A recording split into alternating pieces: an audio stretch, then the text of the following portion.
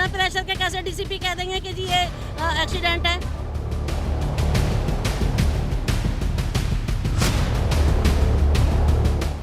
अब ये जो निधि है इसकी फ्रेंड बिल्कुल झूठ बोल रही है। वो मेरे पड़ोस में रहती है, वो लड़की कभी ड्रिंक कर ही नहीं सकती।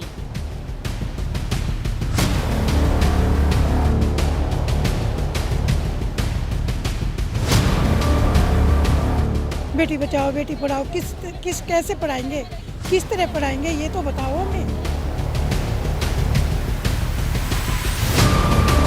हमारी यहाँ बेटियाँ रात में नहीं निकल सकती। रात में क्या, आप अगर 8 बजे निकल रहे हो किसी ऐसे एरिया से तो आपको डर महसूस होगा, खौफ सा लगा रहेगा क्या मेरे साथ कुछ हो ना जाए।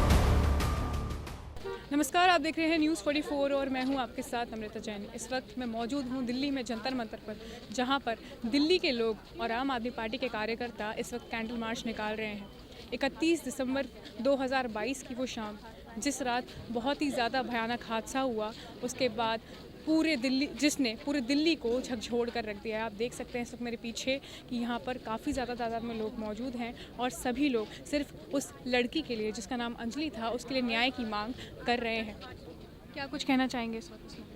क्या कुछ कहना चाहूँगी, दिल्ली की बेटी को बिल्कुल इंसाफ नहीं मिल रहा, कैसे करा जाए। और इसलिए आज कैंडल मार्च निकाल रहे हैं कि उनको जल्दी से जल्दी सजा दी जाए।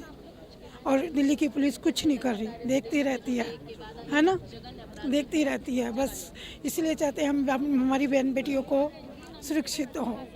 नहीं तो ये मत कहो कि बेटी भाजपा ये कहती रहती है बेटी बचाओ बेटी पढ़ाओ, किस कैसे पढ़ाएंगे, किस तरह पढ़ाएंगे, ये तो बताओ हमें। हैं जब हमारी बेटियां बचेंगी नहीं तो कैसे। अंजलि की पड़ोसन हूँ। अभी एक्चुअली क्या है कि उसकी के ऊपर उसका परिवार चलता है। उसके फादर को 8 साल हो गए मरे हुए। उसकी जो मदर है उनकी दोनों किडनियाँ ख़राब हैं।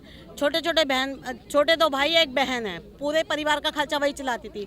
अभी ये जो निधि है इसकी फ्रेंड बिल्कुल झूठ बोल रही है। वो मेरे पड़ोस में रहती है, वो लड़की कभी ड्रिंक कर ही नहीं सकती।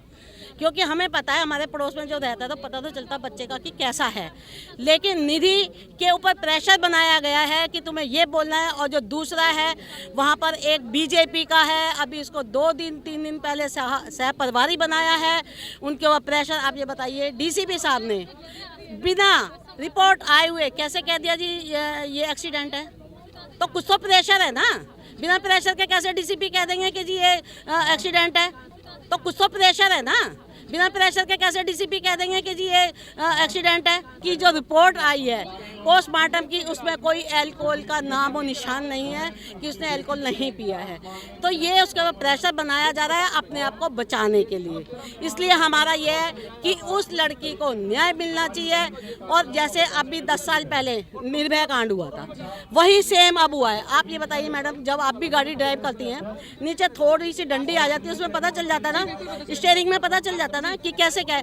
तो इतनी बड़ी डेड बॉडी, वो उसकी लाश को लेके 18 किलोमीटर पंजाबला तक, 12-13 वहाँ तक वो गए हैं तो पता नहीं चला। जोमेटो एक मिनट जो जोमेटो वाला है उसने भी बोला है पीसीआर वालों से कि जी ऐसे एक डेड बॉडी मुझे लग रहा है कि वहाँ है, उसका सर चमक रहा है मुझे। उन्होंने कहा तू ठीक है ना, तो ठीक है तो तू जा, हम देख लेंगे। वहाँ भी कोई उसकी मतलब सुनवाई नहीं हुई। एक मनोज है, उसने सारी, उसके पास पूरी डिटेल है, कितने बजे उसने सबको फ़ोन किया है कि यहाँ ऐसा है, एक किसी का सर है, वो सर टकरा रहा है बार ज़मीन में, आप आओ। नहीं सुना उसकी। मैं अभी मैं दिखाऊंगी उसके फ़ोटो आपको, उस लड़की की, मेरे पड़ोस की है, कि उसके शरीर पे एक कपड़ा नहीं है। एक कपड़ा जो होता है, उसकी पैंट है, जीन्स की पैंट, उसकी दोनों टांगें कटी हुई हैं बिल्कुल, उसका सर फटा हुआ है, कुछ नहीं है उस लड़की के अंदर। और कब तक हम कैंडल मार्च करते रहेंगे, कब तक करते रहेंगे? ये तो निशब्द है।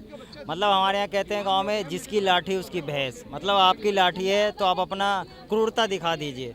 अगर यहीं पे आम पब्लिक होती तो उसको आज फांसी की सज़ा हो जाती, बिल्कुल भी। और ये इसमें एक इन्वॉल्व है बीजेपी का पार्टी का, एक छोटा सा पद है उसके पास, उसका बस अभी बना है। तो उसका प्रेशर देखिए इतना है कि एलजी तक प्रेशर है और कोई इसका ये नहीं ले रहे हैं, एक्शन नहीं ले रहे हैं। तो हर बार हम इसी तरह आए, कैंडल मार्च करते रहे, कैंडल जलाते रहे और हमारी बेटियां ऐसे डर से घर से ना निकल पाए। अभी बेटी बचाओ हम चिल्लाते रहते हैं, हमारी सरकार कुछ कर रही है क्या? चाहे कोई भी, अभी बीजेपी की सरकार है, पुलिस उनके हाथ में है, हमारी सुन नहीं रही है वो, तो हम कैंडल मार्च करते रहे। आपको लगता है कि जिस तरीके से अभी ये माहौल, दिल्ली का माहौल इतना दिन पर दिन बदतर होता जा रहा है, क्या महिलाएं अब सुरक्षित हैं? कहाँ सुरक्षित हैं दिल्ली में तो, और हम कहाँ, पूरे देश दुनिया सब जगह बदनाम हो रहे हैं हम, खासकर ये हमारी राजधानी के, देश की राजधानी है, ये न्यूज़ चलती है, हर जगह चलती है ये न्यूज़, हमारी पूरी दुनिया देखती है, तो हम हर जगह बदनाम है कि हमारी यहाँ बेटियाँ रात में नहीं निकल सकती। रात में क्या, आप अगर 8 बजे निकल रहे हो किसी ऐसे एरिया से तो आपको डर महसूस होगा, खौफ सा लगा रहेगा क्या मेरे साथ कुछ हो ना जाए। और यहाँ तो 12 किलोमीटर तक उस बेटी को घसीट दिया गया, कोई दिल में आपके रहम नहीं है, इंसानियत नाम की चीज़ नहीं है, बिल्कुल भी इंसानियत नहीं है आप में कि, और बस इतना हो गया कि हम दूध के धुले हुए हैं, समझ लीजिए ये कि बीजेपी में मैंने ज्वाइन कर लिया। मैं आपसे ये पूछना चाहूँगी, सेंगर कौन था? बीजेपी का था, उसके पूरे परिवार को मरवा दिया, उसको क्या हुआ, बेल मिल गई, अब ये जा रहे हैं, इनको क्या होगा?